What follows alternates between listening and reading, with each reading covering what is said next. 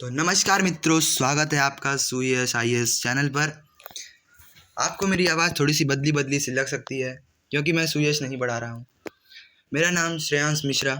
मैं आपको ज्योग्राफी विषय पढ़ाऊँगा, जो कि एक अपने में एक शानदार विषय है पढ़ाने में।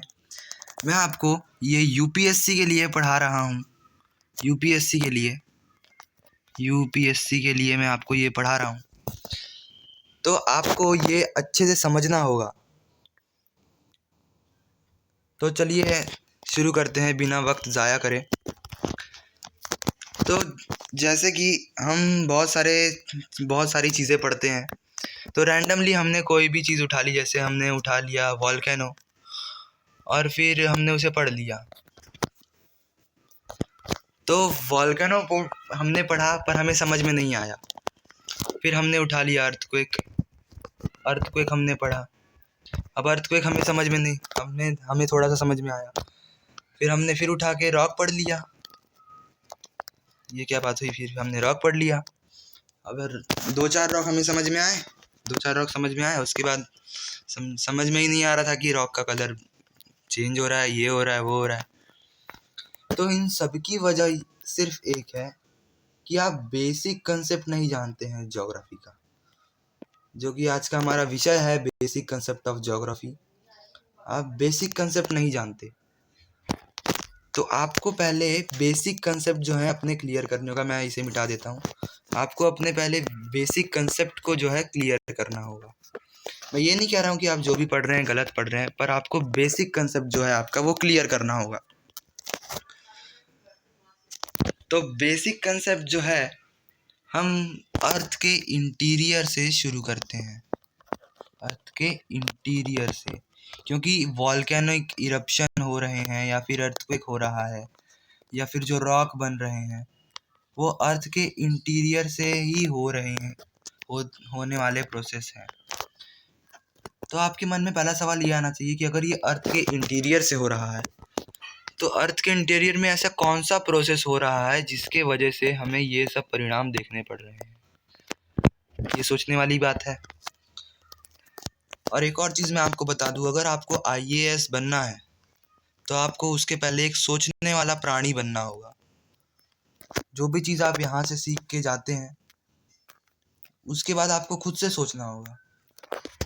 और मैं जो भी बात करूँगा वो एविडेंस पर बात करूँगा, और अगर मैंने एविडेंस पर बात नहीं की है तो नीचे कमेंट सेक्शन है, आप मुझसे सवाल पूछ सकते हैं, आपके पास जो भी सवाल है। तो चलिए शुरू करते हैं अपने बेसिक कंसेप्ट ऑफ ज्योग्राफी को। मैं इसे इरेज कर देता हूँ। तो अगर आपको बेसिक कंसेप्ट ऑफ ज्योग्राफी समझना है तो हमने अर्थ के इंटीरियर को लिया है। तो अर्थ के इंटीरियर के जो 3 लेयर हैं वो आपको सबसे पहले समझने होंगे। पहला है ये क्रस्ट, जो कि 34 किलोमीटर का है। फिर है मैंटल, जो 2900 किलोमीटर का है। और फिर है कोर, कि बीच में होता है, उसके अपर कोर और होते हैं, 2 पार्ट्स होते हैं उसके, पर हमने सिंपली कोर लिखा है क्योंकि हम आज कोर पर ध्यान नहीं देंगे। कोर होता है 6351 किलोमीटर। ये 71 है, थोड़ी सी गलती हो गई है, माफ़ करना। तो ये आपको ध्यान देने वाली चीज़ें हैं। अब अर्थ के इंटीरियर में जो हम आज टॉपिक पढ़ेंगे वो है लिथोस्फीयर। अब आप बोले भैया हम लिथोस्फीयर पढ़ रहे हैं, लिथोस्फीयर का नाम ही नहीं लिखा है। मैं आपको बताता हूँ क्यों नहीं लिखा है, उसकी बहुत सारे वजह हैं। पहले हम लिथोस्फीयर जान लेते हैं। लिथोस्फीयर होता क्या है? तो लिथोस्फीयर सिंपली होता ये है, मैं आपको इसलिए तैयार कर रहा हूँ कि आपसे अगर कोई पूछ ले कि लिथोस्फीयर क्या होता है, तो मैं आपको बताता हूँ तो आप उसे क्या कहोगे। तो यहाँ पर लिखा है lithosphere, where litho means solid portion. Where, ये जो लिथो है, लिथोस्फीयर इसका नाम में जो लिथो है स्टार्टिंग में, इसमें सॉलिड पोर्शन नाम लिखा गया है, यानी रॉक्स। इससे हम क्या समझे? इससे हम ये समझेंगे कि अर्थ के इंटीरियर में मैं आपको जहाँ पे अंदर लेके जाऊँ, अर्थ के इंटीरियर में आपको मैं अंदर लेके जाऊँ तो रॉक मिलेगा। अगर आप पैर डालते हो तो आपके पैर में लावा थोड़ी लग जाता है, सॉलिड पोर्शन होता है ना, तो वो होता है रॉक। तो मैं ये सिंपली कह सकता हूँ कि अगर मैं अर्थ के इंटीरियर में लेके जाऊँ आपको, तो जहाँ तक हमको ये रॉक या फिर जो सॉलिड पोर्शन दिखेगा उसे हम लिथोस्फीयर कहेंगे, where litho means solid portion. तो ये आपको कॉन्सेप्ट क्लियर हो गया। आपको अगर डाउट होगा तो आप मुझसे कमेंट सेक्शन में पूछ सकते हैं। लिथोस्फीयर आपको समझ में आ गया क्या होता है? जहाँ तक अर्थ के इंटीरियर में सॉलिड पोर्शन है उसे हम लिथोस्फीयर कहेंगे। तो आपके दिमाग में एक सवाल आना चाहिए कि फिर क्रस्ट में और लिथोस्फीयर में डिफरेंस क्या है? देखिए, लिथोस्फीयर जो है ना वो क्रस्ट को भी अपने अंदर शामिल करता है। लिथोस्फीयर का अगर मैं आपको सिंपली मतलब बताऊं तो लिथोस्फीयर, मैं मिटा इरेज कर देता हूँ। तो लिथोस्फीयर का जो मतलब होता है ना, लिथोस्फीयर कहाँ तक होता है मैं आपको बताता हूँ। Crust plus some upper part of mantle, हमने देखा यहाँ पर मेंटल है, some upper part of mantle. मेरी हैंडराइटिंग समझ सकते हैं। तो यहाँ पर देखिए, पहले क्रस्ट भी रहेगा, क्रस्ट पार्ट तो है ही, और some upper part of mental. मैं देखिए यहाँ पे मैं एक शब्द कौन सा यूज़ कर रहा हूँ, सम अपर पार्ट, यानी कुछ अपर पार्ट के बारे में मैं बात कर रहा हूँ यहाँ पर। कुछ अपर पार्ट, पूरे नहीं, कुछ। सॉलिड पार्टिकल्स क्रस्ट के हल्का सा आगे तक रहते हैं, हल्का सा यहाँ तक। तो लिथोस्फीयर जो है यहाँ तक कंटेन होता है, कंसिस्ट होता है मतलब। तो आपको लिथोस्फीयर का कंसेप्ट क्लियर हो चुका होगा मेरे हिसाब से, तो हो जाना चाहिए। तो लिथोस्फीयर आपको समझ में आ गया। तो मैं आपसे पूछता हूँ कि लिथोस्फीयर सॉलिड पोर्शन है, लिथोस्फीयर क्या है? लिथोस्फीयर सॉलिड पोर्शन है, सॉलिड पोर्शन है और मेंटल है। तो इन दोनों में से डेंस कौन होगा? इन दोनों में से डेंस कौन होगा? डेंस घनत्व कौन होगा? जिसका सबसे ज़्यादा घनत्व कौन होगा? डेंस कौन होगा? आप कहोगे सॉलिड, ये गलत है, मेंटल होगा।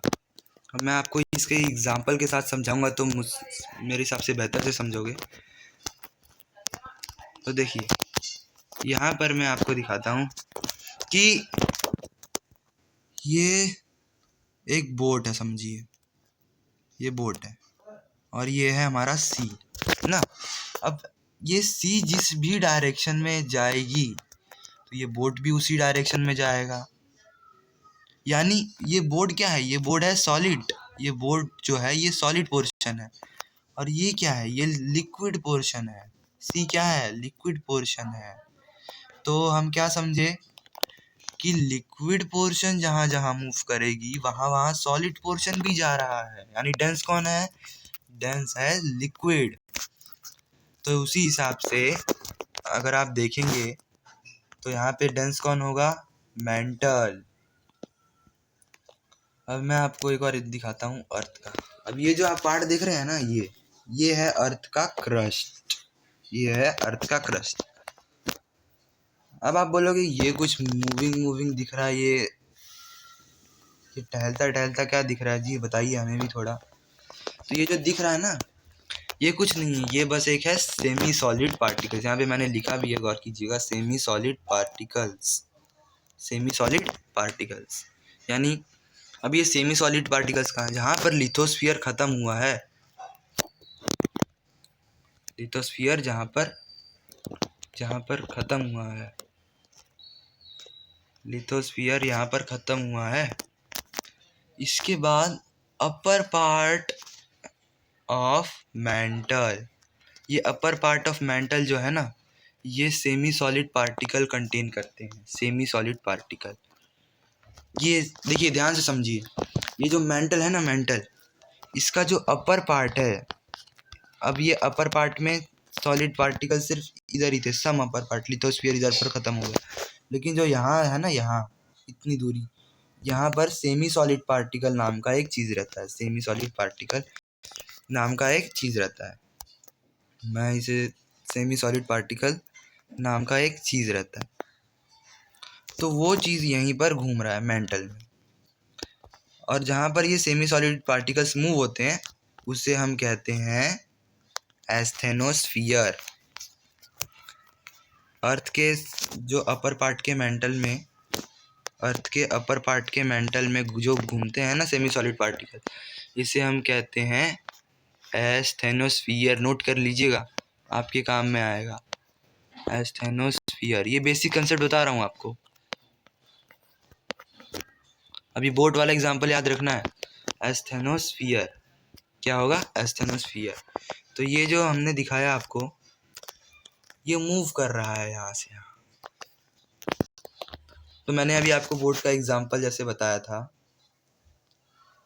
बोट का एग्जांपल बताया था मैंने आपको कि बोट सॉलिड पोर्शन है और लिक्विड पोर्शन उसके नीचे है, लेकिन यहाँ पर लिक्विड पोर्शन मूव कर रहा है, मेंटल में मूव कर रहा है ये। तो इससे लिथोस्फीयर को कुछ इफेक्ट होगा कि नहीं? ये तो मूव कर रहा है, ये तो मूव कर रहा है ना, तो इससे लिथोस्फीयर को कुछ फ़र्क पड़ेगा? जी हाँ, बिल्कुल फ़र्क पड़ेगा। लिथोस्फीयर को बिल्कुल फ़र्क पड़ेगा, क्योंकि लिथोस्फीयर सॉलिड पोर्शन है, और अगर उसके नीचे का ही सेमी सॉलिड पार्टिकल्स अगर मूव कर रहे हैं तो लिथोस्फीयर को तो इफेक्ट पड़ेगा ही, सिंपल सी बात है। तो लिथोस्फीयर को इससे इफेक्ट पड़ेगा, और due to such movements in asthenosphere,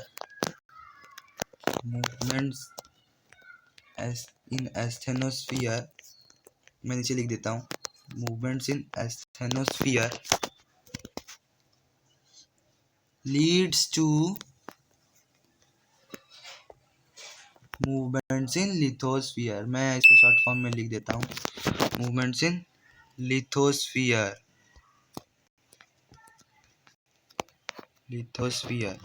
यानी कि अगर ये जो एस्थेनोस्फीयर नाम का हमने जगह पढ़ा, ये क्या कंटेन करता है? ये एक सेमी सॉलिड पार्टिकल्स है मेंटल में।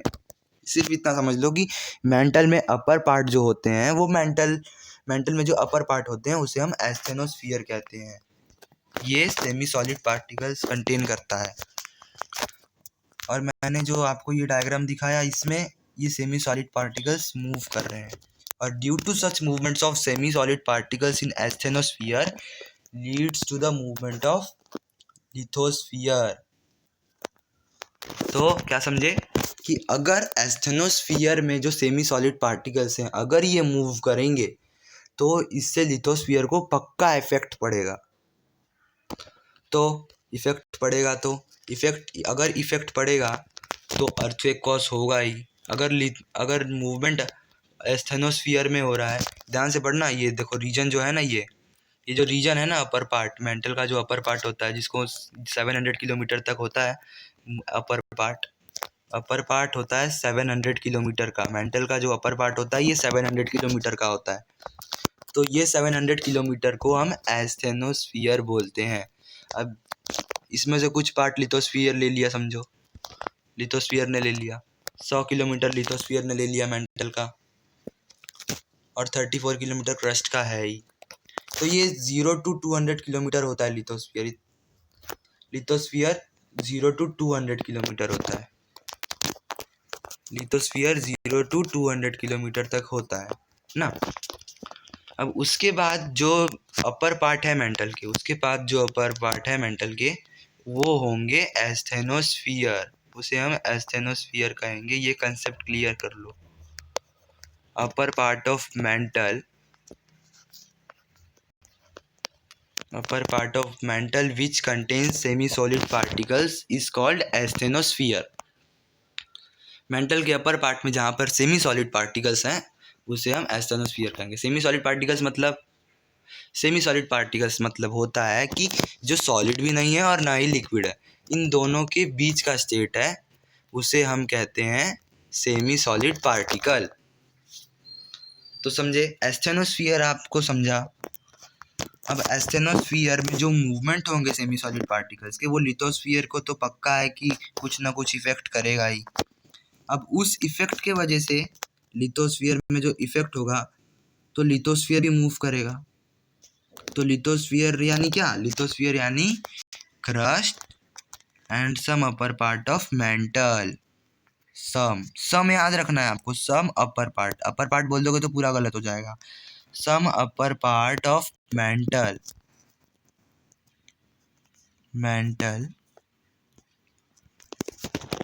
आप समझ सकते हैं, सम अपर पार्ट ऑफ मेंटल। तो क्रस्ट में क्या है? टेक्टोनिक प्लेट्स आपने सुना होगा, टेक्टोनिक प्लेट्स।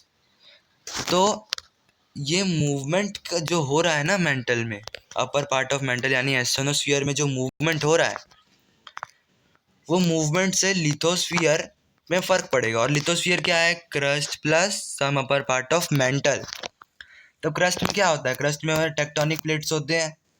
तो लिथोस्फीयर का कंसिस्ट है, लिथोस्फीयर किसकी वजह से बना है? क्रस्ट और some upper part of mental.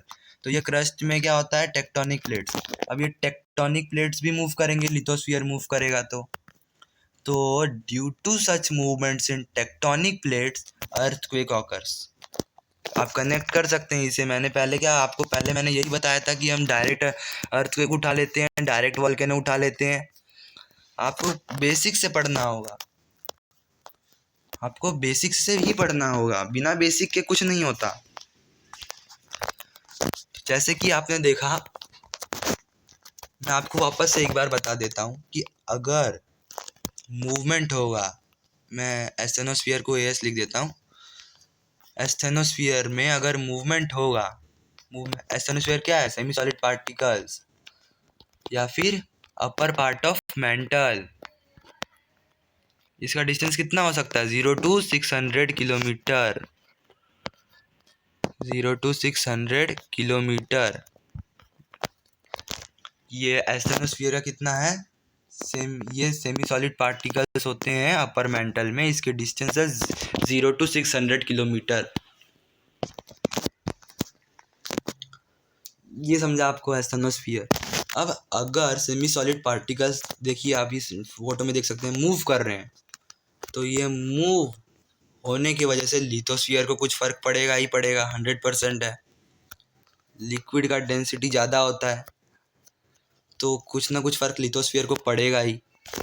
अब लिथोस्फीयर को फर्क पड़ेगा तो लिथोस्फीयर किससे बना है? क्रस्ट से और upper part of some upper part of mantle. Crust से और सम अपर पार्ट मैं बाद में लिख दूंगा, क्रस्ट और some upper part of mental. और क्रस्ट किससे बना है? क्रस्ट किससे बना है? Tectonic plates. क्रस्ट में होते हैं टेक्टोनिक प्लेट्स। और आपने पढ़ा ही होगा बचपन में कि tectonic, due to movements in tectonic plates earthquake occurs, trembling और shaking of trembling in tectonic plates. तो टेक्टोनिक प्लेट्स में जो मूवमेंट होते हैं ना, उसके वजह से अर्थक्वेक आते हैं। ये आपने पढ़ा ही होगा। तो मैं आपको बता रहा हूँ मूवमेंट क्यों हो रहा है, मूवमेंट क्यों हो रहा है क्रस्ट में, क्योंकि एस्थेनोस्फीयर जो कि सेमी सॉलिड पार्टिकल्स कंटेन करता है some upper part of mental में, ये जो है एस्थेनोस्फीयर, ये अपर पार्ट मेंटल में होता है और ये सेमी सॉलिड पार्टिकल्स का बना होता है। तो अब इसके वजह से जो है, अब एस्थेनोस्फीयर के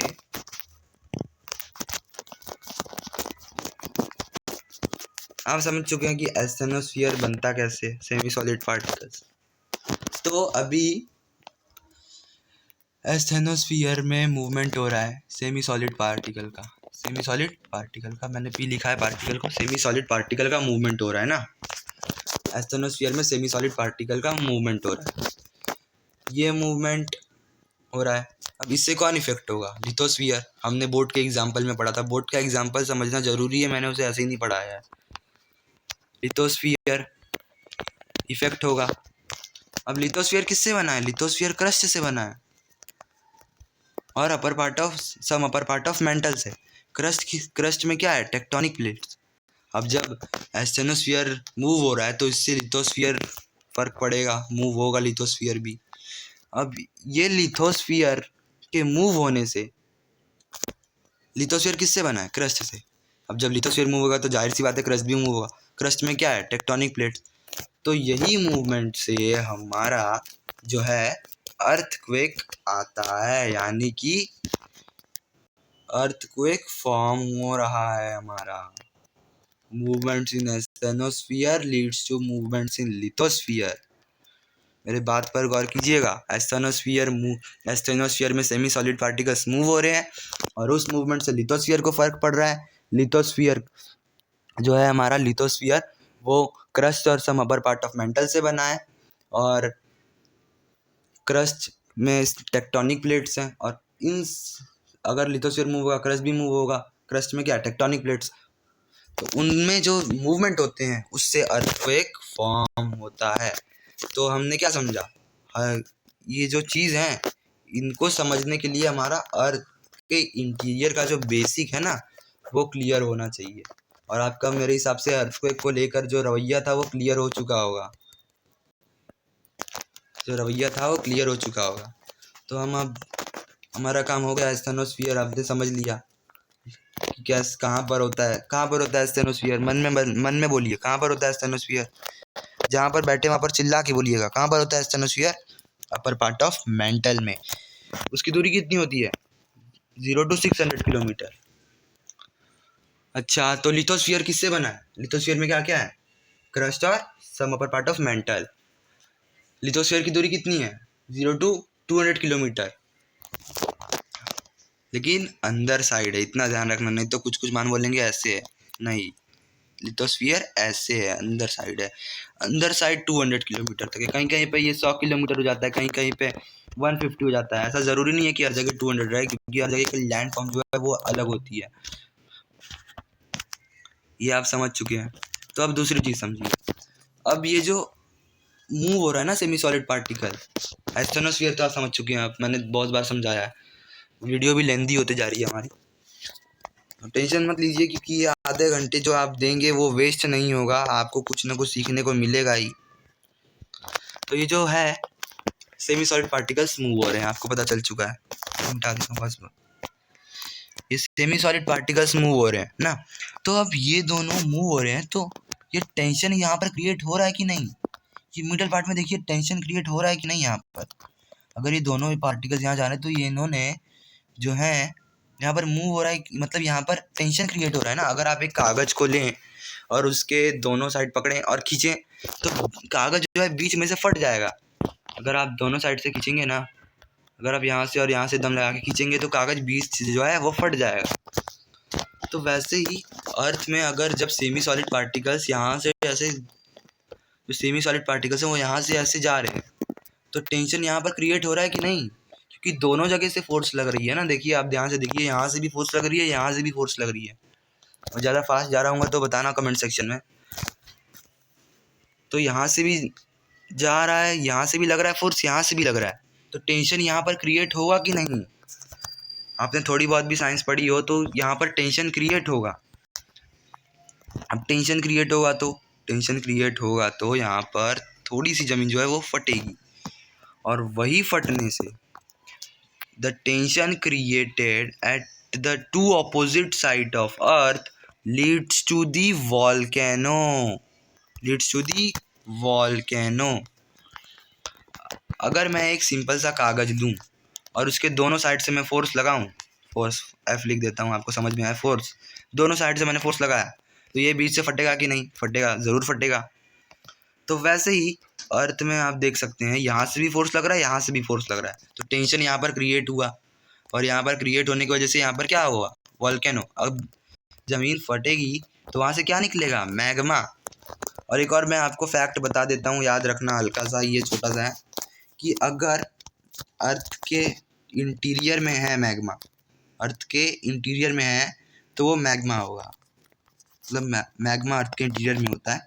लेकिन अगर यही मैग्मा वॉल्केनो की वजह से या फिर और किसी वजह से ये बाहर निकलता है, यानी अर्थ के सरफेस पर आता है, तो हम इसे मैग्मा नहीं कहेंगे। अब अगर ये मैग्मा अर्थ के सरफेस के बाहर आ चुका है तो हम इसे मैग्मा नहीं कहेंगे, अब हम इसे कहेंगे लावा। अब हम इसे लावा कहेंगे, ना कि मैग्मा। ये जब तक इंटीरियर में था तब तक मैग्मा रहेगा, अर्थ के सरफेस पे आएगा तो लावा हो जाएगा। तो चलिए हम अपने टॉपिक पे चलते हैं। ये फैक्ट आपको थोड़ा सा छोटा सा है, याद रख लेना। तो यहाँ पर टेंशन क्रिएट हुआ दोनों साइड से टेंशन क्रिएट हुआ। यहाँ पर ज़मीन फटी, यहाँ से मैग्मा बाहर आया जो कि लावा हो गया बाहर आने के बाद। तो ये किसके द्वारा आया? ये वॉल्केनो द्वारा आया। और जो अगर मैं बोल रहा हूँ कि अर्थ के इंटीरियर में मैग्मा है, तो आप पूछोगे भैया इसका प्रूफ दो हमें, तुम्हारे बोलने से थोड़ी हो जाएगा मैग्मा। तो वॉल्केनो जो है इसका सबसे बड़ा प्रूफ है कि अर्थ के इंटीरियर में मैग्मा है।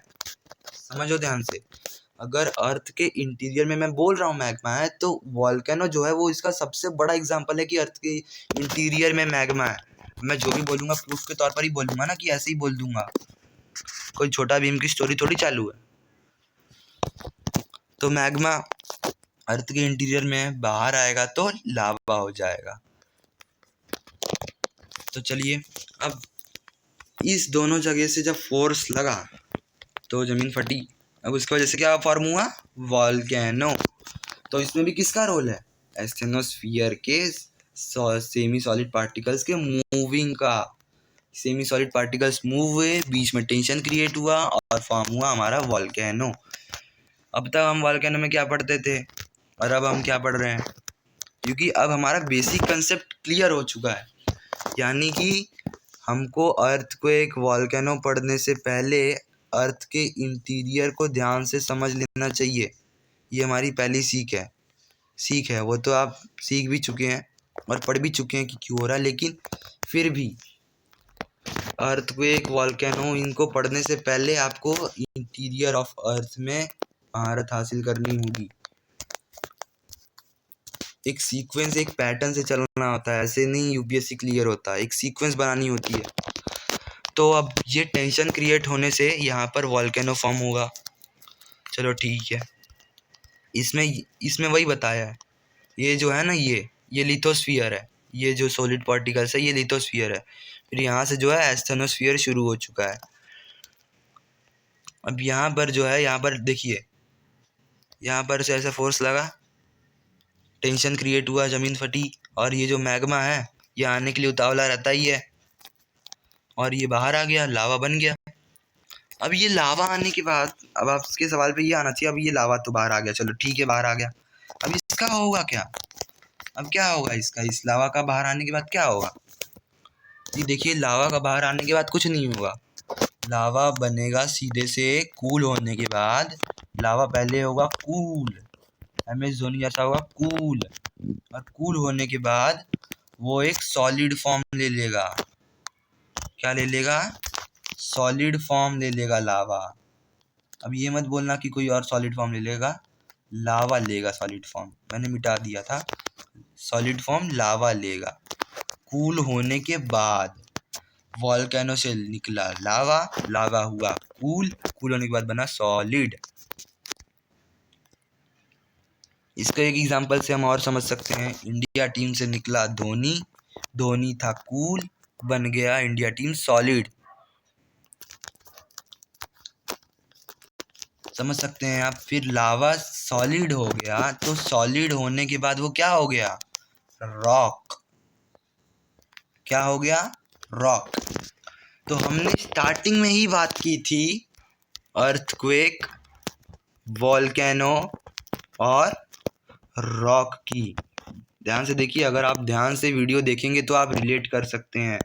और रिलेटिविटी, कनेक्टिविटी चाहिए ही होती है पढ़ने में। अगर आप कनेक्ट नहीं कर पा रहे हैं तो आपको ध्यान देना होगा अपने स्टडीज़ में।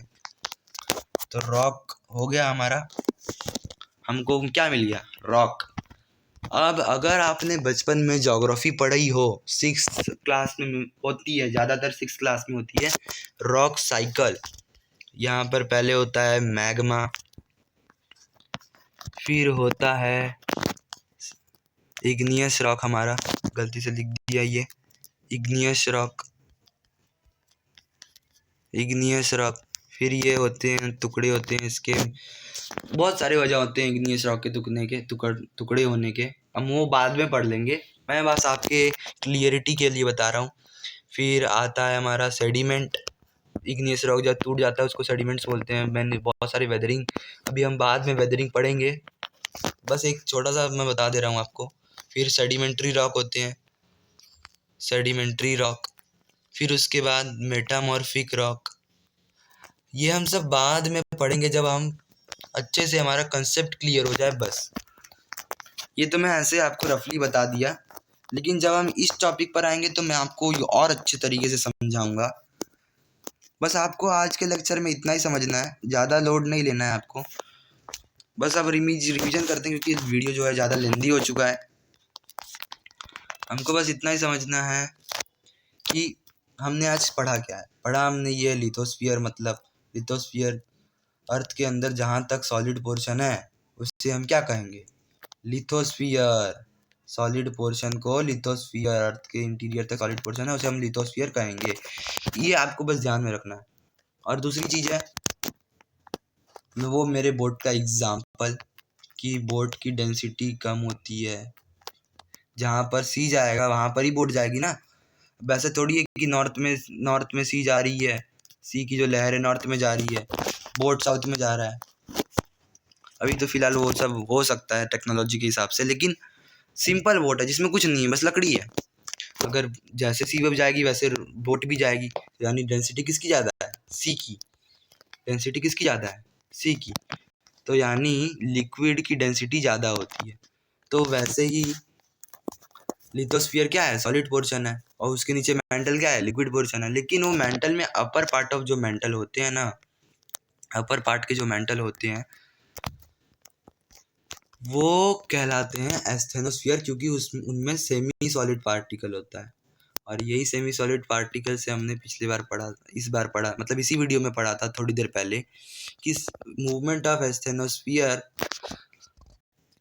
Cause of movement of lithosphere. अब इस एस्थेनोस्फीयर अगर ये मूव करेगा, ये सेमी सॉलिड पार्टिकल है, तो इससे किसको कौन मूव होगा, लिथोस्फीयर। लिथोस्फीयर किससे बना है, और बस चिल्लाइए घर में बैठ के, जहाँ पर भी हो आप चिल्लाएं।